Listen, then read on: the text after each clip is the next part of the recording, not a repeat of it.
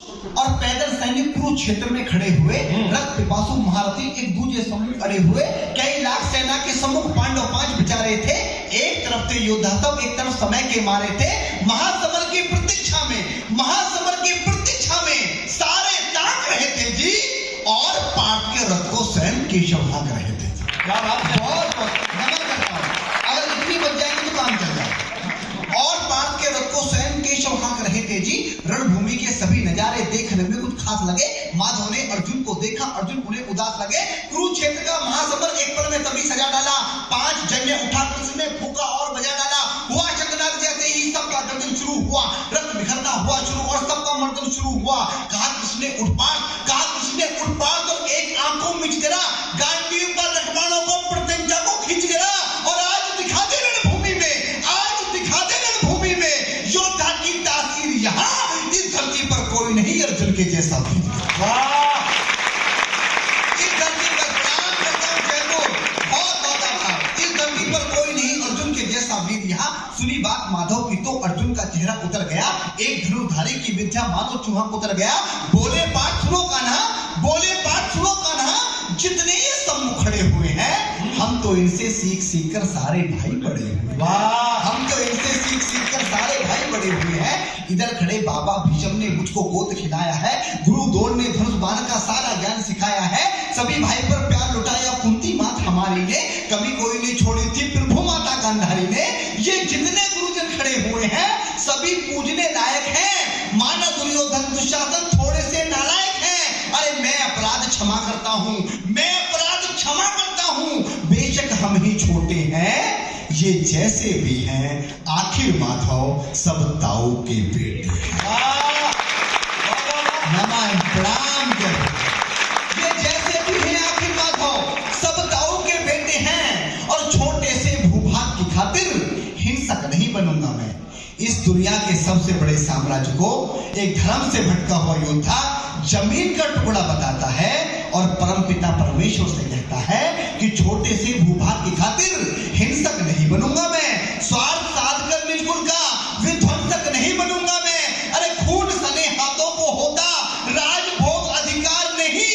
परिवार मार के गति मिले तो सिंहासन स्वीकार नहीं। परिवार मार के गति मिले तो सिंहासन स्वीकार नहीं। रथ पर बैठ गया अर्जुन, मुंह माधव से मोड़ दिया, आंखों में आंसू भरकर गांडीव हाथ से छोड़ दिया। जिंदाबाद। क्या बात है, आंखों में आंसू भरकर गांडीव हाथ से छोड़ दिया। गांडीव हाथ से जब छूटा, माधव भी कुछ अकुलाए थे। भगवान ने सोचा तो बेइज्जती कर दी, इससे अच्छा तो मैं शंखनाद नहीं करता। लेकिन ईश्वर अपना अपमान कभी स्वीकार नहीं करते कि गांडीव हाथ से जब छूटा, माधव भी कुछ अकुलाए थे। शिष्य पाठ पर गर्व हुआ, मन ही मन मुस्काए थे। भगवान ने सोचा इसका सब कुछ जा रहा है, उसके बाद भी ये परिवार को बचाने की बात कर रहा है, तो कहीं ना कहीं मेरे ही संस्कार है।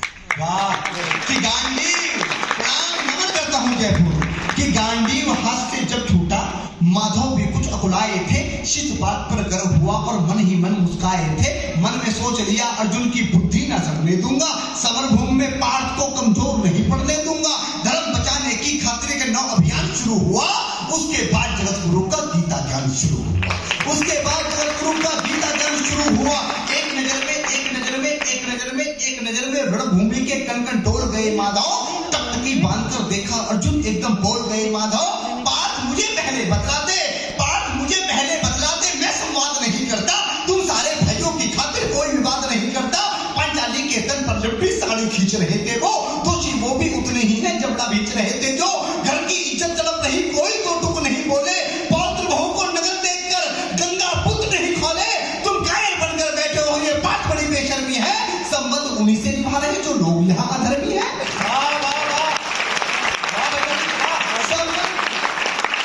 संबंध उन्हीं से निभा रहे जो लोग यहाँ धर्मी हैं। और हे पांडु के पुत्र, धर्म का कैसा कर्ज उतारा है।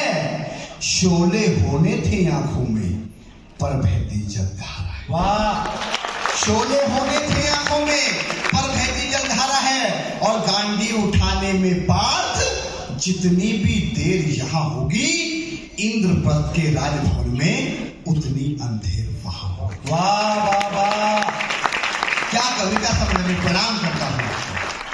अधर्म धर्म की गहराई में खुद को नाप रहा अर्जुन, असुधार फिर तेज हुई और थर-थर कांप रहा अर्जुन। केशव मुझको बतलाओ कुलनाशक कैसे बन जाऊं, रथ सिंहासन लाशों पर मैं शासक कैसे बन जाऊं। कैसे उठेंगे कर उन पर जो कर पर अधर लगाते हैं। कर का मतलब होता है हाथ, अधर का मतलब होता है होठ। जो मेरे हाथों को चूमते हैं उन पर हाथ कैसे उठाऊं। कि कैसे उठेंगे कर उन पर जो कर पर अधर लगाते हैं। करने को जिनका स्वागत है कर भी स्वयं जुड़ जाते हैं। इन्हीं करों ने बाल काल में सबके पैर दबाए हैं। इन्हीं करों को पकड़ करों में पितामह मुस्काए हैं। अपने बाणों की नोक जो इनकी ओर करूंगा मैं। केशव मुझको मृत्यु दे दो उससे पूर्व मरूंगा।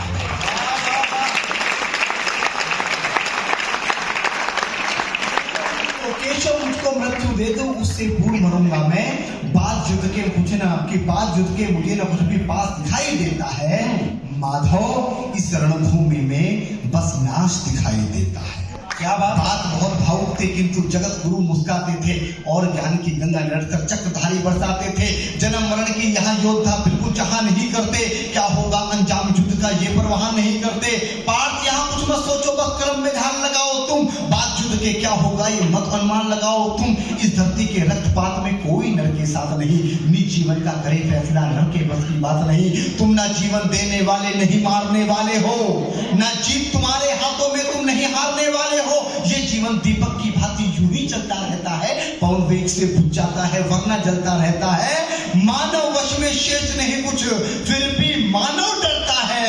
वह मरकर भी अमर हुआ जो धर्म की खातिर मरता है। वाह वाह वाह वाह वाह। वह मरकर भी अमर हुआ जो धर्म की खातिर मरता है। और ना सत्ता सुख से होता है ना सम्मानों से होता है। जीवन का सबसे बड़ा सम्मान योगेश्वर ने क्या बताया। साहब हमें हर रोज इतने सम्मान मिलते हैं कि अब तो अपने घर के अंदर सम्मान रखने की कोई सम्मानित जगह भी नहीं बची। लेकिन योगेश्वर ने सबसे बड़ा सम्मान बताया कि ना सत्ता सुख से होता है ना सम्मानों से होता है। जीवन का सार सफल केवल बस बलिदानों से। वाह वाह वाह। जीवन का सार सफल केवल बस बलिदानों से होता है। और देहदान योद्धा ही करते हैं। देहदान योद्धा ही करते हैं ना कोई दूजा जाता है। राजस्थान वालों, परमपिता परमात्मा ने मुझे एक अनमोल पंक्ति दी जिसको लिखने के बाद मेरे बड़े लोगों ने कह दिया कि अमित तू थोड़ा बहुत कवि हो गया है। वो कविता की वो पंक्तियां आपके बीच में रखता हूं। जब हमारे सेना के जवान, हमारे पुलिस के जवान अपनी शहादत देते हैं तो उनको तिरंगे झंडे में लपेट कर लाया जाता है। वही बात जो योगेश्वर ने की कि देहदान योद्धा ही करते हैं। जीवन की सर्वश्रेष्ठ पंक्ति आपको देता हूं कि देहदान योद्धा ही करते हैं ना कोई दूजा जाता है। देहदान योद्धा ही करते हैं ना कोई दूजा जाता है। रणभूमि में वीर मरे तो शव भी पूजा जाता है। वाह वाह वाह, क्या बात है भाई, जिंदाबाद। देहदान योद्धा ही करते हैं ना कोई दूजा जाता है। रणभूमि में वीर मरे तो शव भी पूजा जाता है। और योद्धा की प्रवृत्ति जैसे खोटे शस्त्र बदलती है। एक पंक्ति में पूरी श्रीमद् भागवत गीता का सार बताता हूं कि योद्धा की प्रवृत्ति जैसे खोटे शस्त्र बदलती है वैसे मानव की दिव्य आत्मा दैहिक वस्त्र बदलती है। वाह वाह वाह। आभार जयपुर, प्रणाम करता हूं। वैसे मानव की दिव्य आत्मा दैहिक वस्त्र बदलती है। ये मान और सम्मान बताओ। उसके बाद अर्जुन कहता है कि ये मान और सम्मान बताओ, मुझको जीवन दान बताओ। काम क्रोध की बात करी तो मुझको उत्तम काम बताओ। अरे खुद को ईश्वर कहते हो तो जल्दी अपना नाम बताओ। खुद को ईश्वर कहते हो तो जल्दी अपना नाम बताओ। इतना सुनते ही माधव का धीरज पूरा डोल गया। तीन लोक का स्वामी फिर बेहद गुस्से में बोल गया।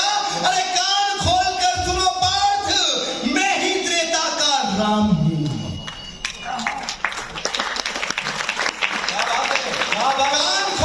कान खोलकर सुनो पार्थ, मैं ही त्रेता का राम हूं। कृष्ण मुझे सब कहते हैं मैं द्वापर का घनश्याम हूं। रूप कभी ना हूँ, धर्म बचाने की खातिर मैं अनगिन वेश बदलता हूँ, विष्णु जी का शंचूक मैं परशुराम मत वाला हूँ, नागकालिया के फंदे में मर्दन करने वाला हूँ, बाकासुर नहीं ससुर को, बाकासुर नहीं ससुर को मैंने जिंदा गाड़ दिया, बाकासुर नहीं ससुर को मैंने जिंदा गाड़ दिया, नरसिंह बनकर धर्म की खातिर हिरण्यकश्यप फाड़ दिया।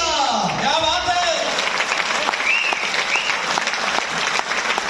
नरसिंह बनकर धर्म की खातिर हिरण्यकश्यप फाड़ दिया और रथ नहीं तनिक भी चलता है, बस मैं ही आगे बढ़ता हूँ। मित्रों, जब मैं गीता का 10वां अध्याय पढ़ रहा था तो गीता के 10वें अध्याय पर 10-10 नोबेल पुरस्कार बलिदान किए जा सकते हैं।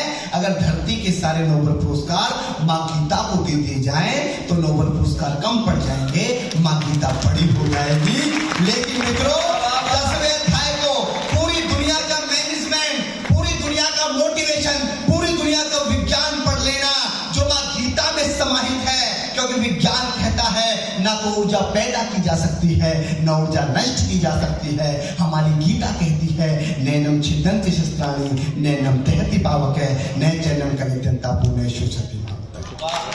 तब जाके कहता हूं कि देहदान लेकिन 10वें अध्याय को केवल 2 पंक्तियों में ढाला कि रथ नहीं तनिक भी चलता है, बस मैं ही आगे बढ़ता हूं और गांडीव हाथ में तेरे है, पर रणभूमि में मैं लड़ता। क्या बात है। वाह वाह वाह।